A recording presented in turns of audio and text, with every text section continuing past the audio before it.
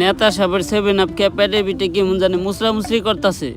কই আমার আর ওর পেটে তো কোনো রকম মুসরামুসরি করলো না। এর লেগে হয়তো গুরুজনরা কয় ঘিয়ের পেটে কি আর কুত্তা হজম হয়?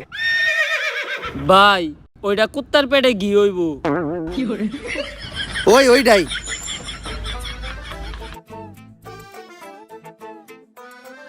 ওই খারা খারা, একে তো হেলমেট নাই, তারপর আবার গাড়ির মধ্যে 3 জন বইছস। ওই নাম ওগরে, ওখানে মামলা হইব। ওই নাম। এই তুই কার গায়ে হাত দিছস? জানোস ভাই কার লোক? এই থাক, আমার নেতা, আমার প্রিয় অভিভাবক, আমার দ্বিতীয় আব্বার পরিচয় দেওয়ার কোনো দরকার নাই। এই জায়গায় আমার নিজের পরিচয় যথেষ্ট। এরা আমার রাজনৈতিক পরিচয় শুনলে নগদে প্যান্টে মুইতা প্যান্ট নষ্ট করে লাইব। তোর পরিচয়টাই দে, প্যান্ডা একটু নষ্ট করি।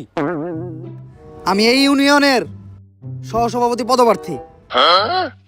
ওই যে দেখ আমাকে স্যারে এই জেলার রানিং সভাপতি রে কানে ধরায় খাড়া করে রাখছে।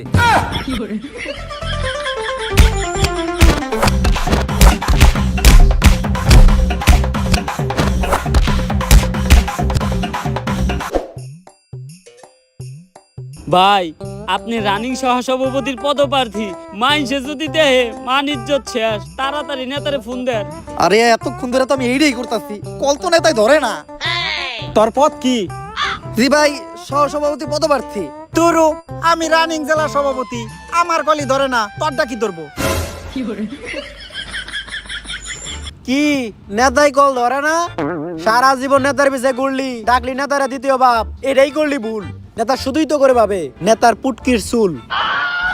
দুনিয়ার সব থেকে অপ্রয়োজনীয় জিনিস, যেটা কোনো কামে লাগে না।